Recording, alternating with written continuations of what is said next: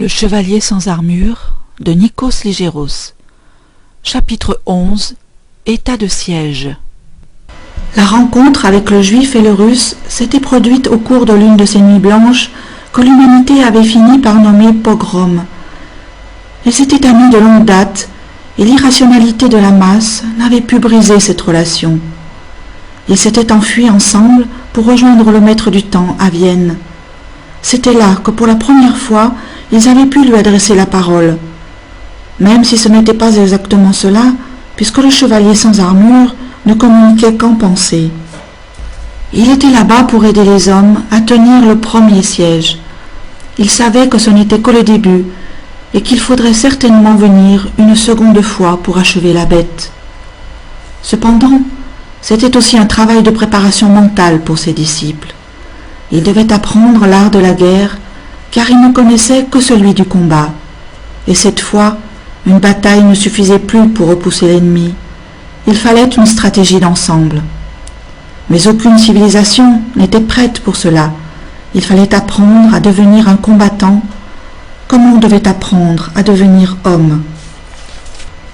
Seulement cette fois, uniquement les troupes humaines résisteraient à la charge. Et pourtant, elle était sans commune mesure avec ce que le maître du temps et ses disciples devraient affronter dans le siècle des crimes. Alors, il avait fait venir le juif et le russe pour compléter leur formation. Ils devaient analyser les tactiques sournoises de l'ennemi pour transcender le code de la chevalerie. C'était uniquement de cette manière qu'ils parviendraient à résister au feu de la destruction massive et systématique. Personne ne pourrait transcrire tout ce qu'ils avaient acquis au cours de ce siège. L'important n'était pas là. Ils devaient à présent revenir en arrière pour retrouver les autres dans la bataille des Douves, afin que leur épopée commençât.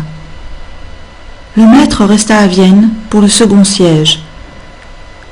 Ces hommes savaient déjà ce qu'ils devaient accomplir comme mission, tandis que les autres ne connaîtraient que le sort des victimes.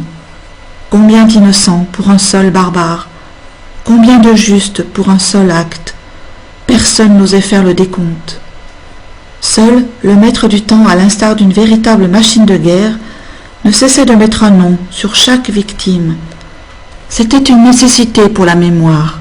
Sinon, elle n'appartiendrait pas à l'humanité et au temps. Si le chevalier sans armure était devenu océan, c'était pour mieux supporter les larmes du monde.